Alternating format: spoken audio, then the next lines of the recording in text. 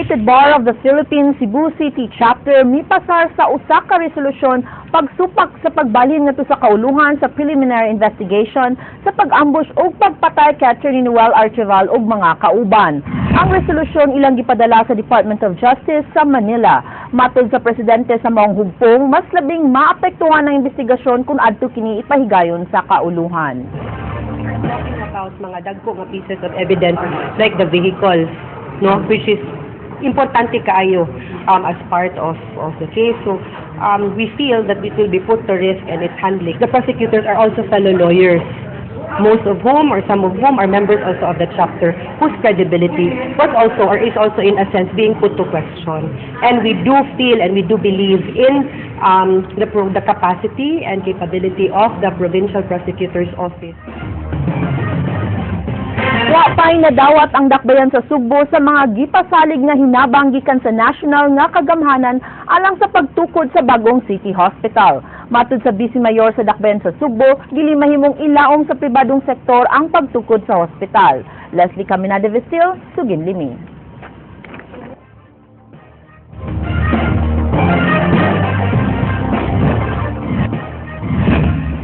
Masulubong gipadayag ni Vice Mayor Edgar Labella nga hangtod karon wa pa gihapon moabot kanila ang gipasalig nga tabang sa national government alang sa pagpatukod unya sa bagong City Hospital.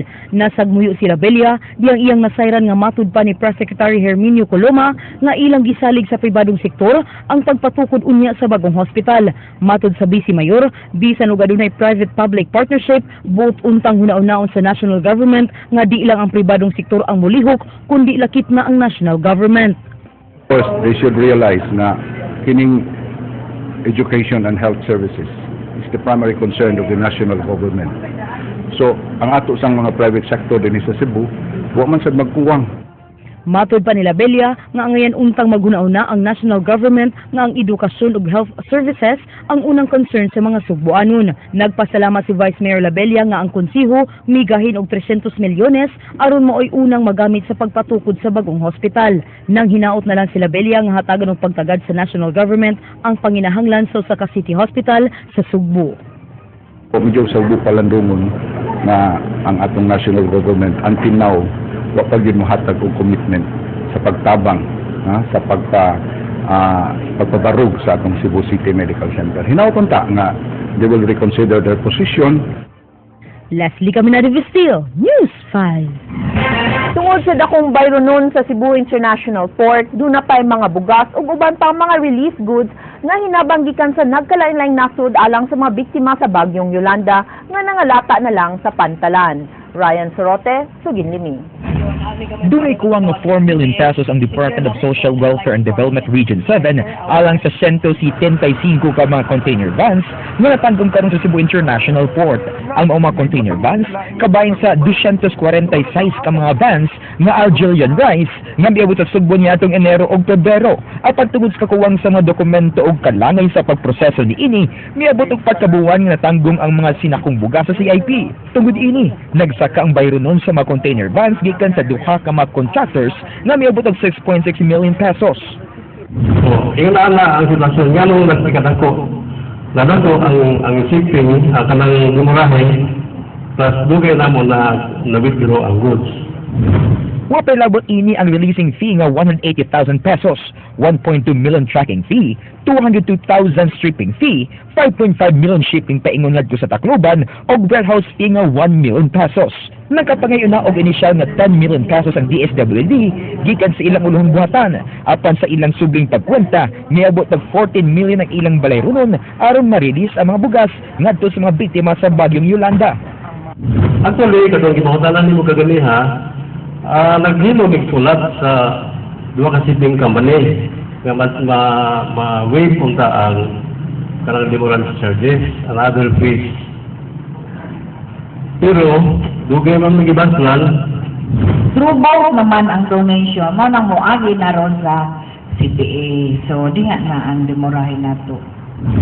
Gawa sa 14 million, doon na pa'y 1.5 million pesos nga utang ang DSWD sa bantang mga donasyon nga natanggong sa CIP.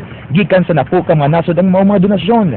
Giangkon sab sa DSWD nga doon na mga donasyon nga daot sa pantalan o na-expire na usab ang uban. Ryan Sorote, News 5. Sa nalambigit nga balita, Kapitolyo way pondo alang sa pagparelease sa mga relief goods nga natanggong sa Cebu International Port. Gisugyot sa gobernador nga hangyoon na lang ang mga ahensya nga nagtungdan sa pag-release sa kargamento nga walay bayad-bayad. King Perez ug Gilibi. So ano nga utok sulong to inform us. Dengan ni pero wala bago lang board. Gianugunan si Governor Junjun Davide sa dulan 200 ka container vans nga relief goods alang sa biktima sa bagyong Yolanda. Kini natanggong pa sa Cebu International Port tungod kay wa mabayri sa DSWD-7 ang demurahe ug storage fee sa adwana. Nasayran sab ni Davide nga adunay uban pang mga donasyon gikan sa mga NGOs nga wa pa sab ma-release. Containers are consigned to Red Cross and other NGOs. Mo po sila enough funds to secure the release of these containers. Musik kayo. Makigstorya si Governor Davide sa DSWD kung unsay matabang sa Kapitolyo kay way pondo ang lalawigan alang niini. Iyang gilantaw ang paghangyo sa Bureau of Customs ug uban pang hingtungdang ahensya sa pag-waive sa mga bayranan sanglit relief goods ang sud sa cargo containers. Na to ano, kaya gumigi ko nang gura ng mga kwarta gon may na ba. Kanang pundo doon naman ato naman ang earmark for certain expenses. Pero relief goods man kana. Saya po kayo no, wala ba mga latar na sud. King Perez, News 5. Nagpabiling misteryo sa publiko kung unsa gyud tinuod nga nahitabo sa gingong pagplaster sa baba sa masuso sud sa nursery room sa maternity hospital kay hangtod karon wa pa kabuylo ang investigasyon sa mga ahensya sa gobyerno nga nag-agad sa initial investigation sa maternity management. Ryan Sorote, Suginlimin.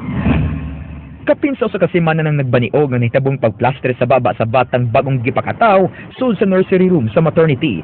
Apan hangtod karon, wa pa maili sa Commission on Human Rights ang nurse nga mipapilit niini sa baba sa bata. Nasayran sa CHR nga dunay tagtulog ka nurse nga mag-duty matag shift sa maternity ward nga pulos mimakak sa insidente. Kay wa pa ma-identify ang nurse nga miplaster sa baba sa bata, way mapasikaran ang investigasyon bisan og mo-execute na og affidavit ang pamilyang Noval. Apan kun way mo angkon sa mga maternity ward nurse, mahimong ang board of directors sa maternity ang magatubang og sumbong ubos sa command responsibility.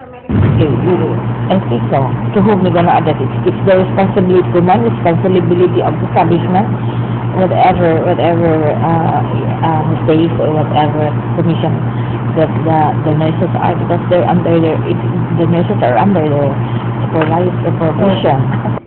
Sa pagkutlo niining balita, wa pay napagawas nga initial investigation ang maternity kay giingong napakya sa paghimog written complaint sa insidente ang banang Noval. Nagtuo si Ryan Noval, ang amahan sa bata nga igon ang reklamo ang iyang pagpaabot sa iyang concern sa Board of Trustees sa maternity sa maging semana. Andam na hinon kining mohimog official written complaint aron mapadayon na ang investigasyon sa hitabo. So, if me and my family are gonna keep on waiting what their results are and their findings, it's total crap. Okay? So we're gonna initiate going over there.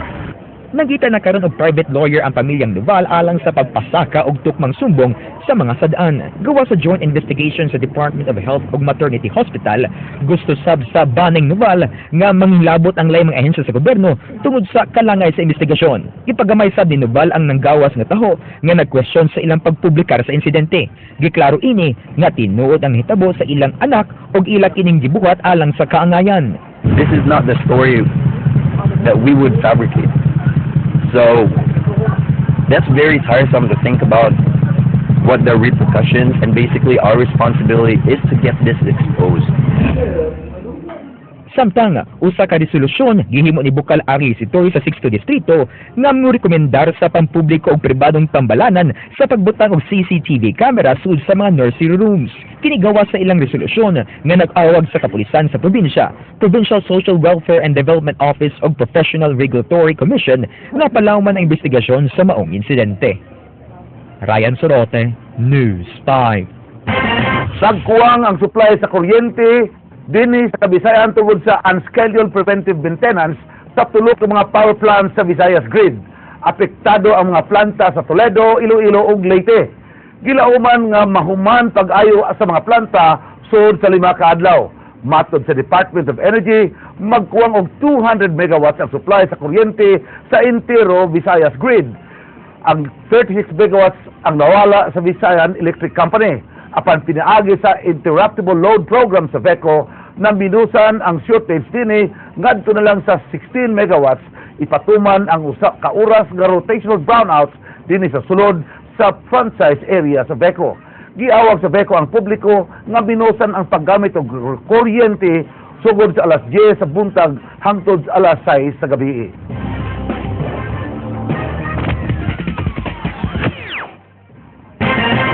Ang kakusog sa sulog sa dagat ug ang kainit sa panahon maoy gisurendiran sa uban nga mga swimmers sa Ulango Challenge karong tuiga. Ryan Sorote, Suginlimi. Bisan sa naglagiting kainit sa adlaw, wa pa nung baling nga sa kapit o sa gatos ka mga local of foreign swimmers ang pagapil sa ikapito nga Ulango Challenge dito sa Dakbayan sa Lapu-Lapu. Excited nga nangapil ang mga swimming clubs ug association sa Subo gikan sa ubang dapit sa nasud. Apan yang ilan nang gisuong-suong ang kusog nga sug sa dagat, dili na nakaproblema ang kadaghanan sa mga swimmers. Ang uban, nangapoy na. Ang uban, bisan unsaon nilaglangoy, wa na maglihok tungod sa kusog sa sug nga ilang gisugat alang sa 2 kilometers o 6 kilometers swim categories. Wa madugay, nagpatabang na ang ubang mga swimmers aron dadun pagbalik sa beach human naugtas og langoy nga way pag-irog. Ang uban, niundang tungod sa summer heat. Apan bisan sa kainit og kakusog sa sug, may gawas nga mananaog sa 2 kilometros nga langoy si Jeb Kane. It feels good to be able to compete and be able to have to Ulango Island. Wala ba ka nabison nga pertinganita man lang? Wala ka may anad na mig. Ani mga time mo training.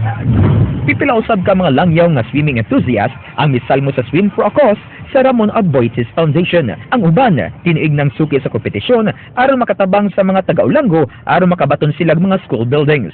O sa ini mao kining hapon nga tuyong miani sa Subo aron lang mosalamot sa kalihukan human nga giagat sa iyang higala. My friend in Japan text me. There is a competition like that. Will you be joining next time? Yeah, maybe.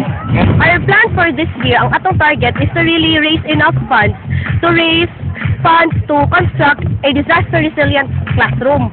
Midawg sa 6K swim ang defending champion nga silang Keith Ashley Ocampo ug Lauren Del Chavez. Ryan Sorote, News 5.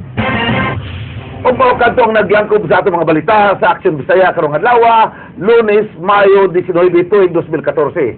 Hangtod ugma kini si Frank Palilog Jr. Mga istorya nga di lang kutob sa paghatod sa impormasyon. Musunod ng Action Prime. Daghang salamat. Ako si Georgia Herrera. Tungod kay labaw pa sa balita, Aksyon!